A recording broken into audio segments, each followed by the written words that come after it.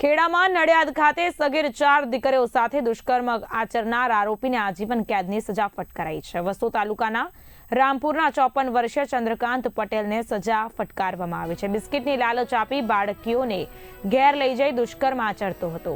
Nadiad special POCSO કોર્ટનો કડક ચુકાદો, કુદરતી મરણ સુધી કારાવાસ અને ₹1.51 લાખ દંડ, ભોગ બનનાર સગીરાઓને ₹2 લાખ વળતર ચૂકવવાનો આદેશ કરાયો છે।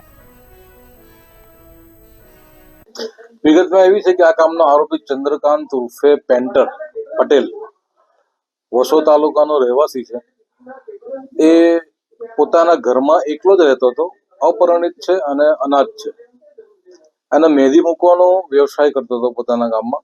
એટલે એના કારણે એના ફળિયાની નાની નાની દીકરીઓ એના ઘરે મહેંદી મૂકવા માટે આવે અને એ પણ દીકરીઓના ઘરે લગ્ન પ્રસંગોમાં મહેંદી મૂકવા જતો હતો। ઓક્ટોબર 2024ના વર્ષમાં એક ઘટના પ્રકાશિત થઈ, જેની અંદર એક ભોગ બનનાર દીકરી સાથે એણે ચેનચાળા કર્યા।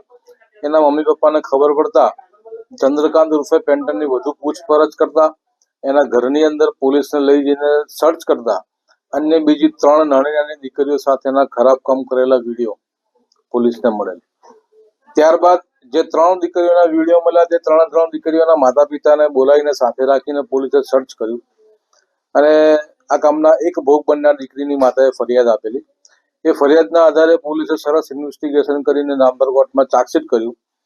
જે ચાર્જશીટના કામે સ્પેશિયલ પોક્સો કેસ નંબર 96/2024 થી ડિસ્ટ્રિક્ટ જજ શ્રી પુરોહિત સાહેબની કોર્ટમાં ચાલી જતા આજરોજ સાહેબે આ કામના આરોપીને અલગ અલગ કલમો હેઠળ છેલ્લા શ્વાસની જીવે તેને છેલ્લા શ્વાસ સુધીની સજા ફટકારી છે અને અલગ અલગ કલમોમાં મળી કુલ 1.5 લાખનો દંડ કરેલ છે અને ₹2 લાખ ગુજરાત કોમ્પન્સેશન સ્કીમમાંથી આ કામના ભોગ બનનારના પરિવારને આપવાનો આજરોજ નામદાર કોર્ટે હુકમ કરેલો છે।